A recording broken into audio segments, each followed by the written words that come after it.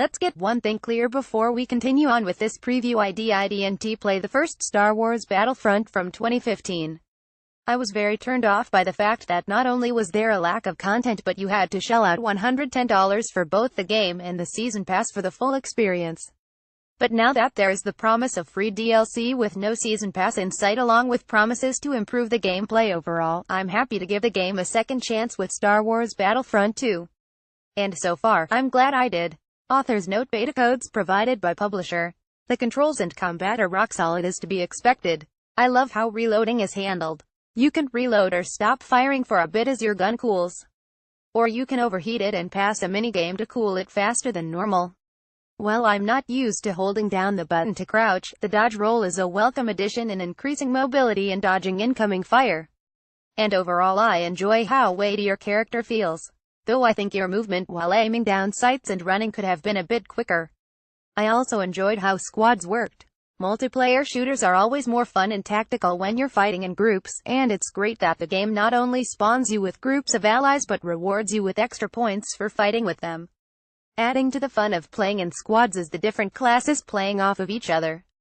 Assault troopers are more rounded fighters, heavy troopers are more powerful and defensive ones, specialists have long-range weaponry, and the officers have buffs and sentries. I especially enjoyed playing as the officer. While you're a weak fighter on your own, you can deploy sentries and buff your teammates to take care of enemies for you. The specialist was also fun for their ability to pick off far opponents. Star Wars Battlefront 2 takes the Counter-Strike approach to playing as better units. You earn battle points depending on how good your performance is in the game. When you die, you can spend points to play as vehicles, stronger troops, or even iconic Star Wars heroes and villains. So by getting better at the game, you're able to become even stronger. You also have to choose when to spend your points. Do you spend your points to play as an aerial trooper now, or do you wait until the second phase so you can play as Han Solo? However, I am concerned that this will lead to the rich get richer situation where novice players are never able to play as heroes while experienced ones always do and decimate the other players. The main drive of the game, at least from the beta, is the Galactic Assault multiplayer mode. Up to 40 players wage war against each other in a multi-phase battle. The beta had us fighting on Naboo, as an MTT kicks down the door of the palace and the adorable battle droids storm the palace. Each match was exciting and changed quite dramatically as you moved from the open areas of the streets of Naboo to the cramped and ornate halls of the palace. I didn't like playing as the vehicles in this mode, however. Playing as the gunship is essentially a turret section where you have to attack opponents the size of ants that appear in your line of sight infrequently. Starship combat is even more uncomfortable with you targeting tiny infantry or trying to attack ships with the slippery controls. Just save your money so you can play as a better trooper. But my thoughts on Starship combat changed when I checked out Starfighter Assault, which pits 24 players in objective-based dogfights. Everybody was on an even playing field and the more open space allowed me to come to better grips with the controls, though they're still quite slippery. Strike is a comparatively much smaller version of Galactic Assault with only 16 players and a single objective, but it was just as fun. The smaller scale made the mode more intimate, and everything from the objectives to moving to different points on the map felt snappier while retaining the tactical edge of Galactic Assault.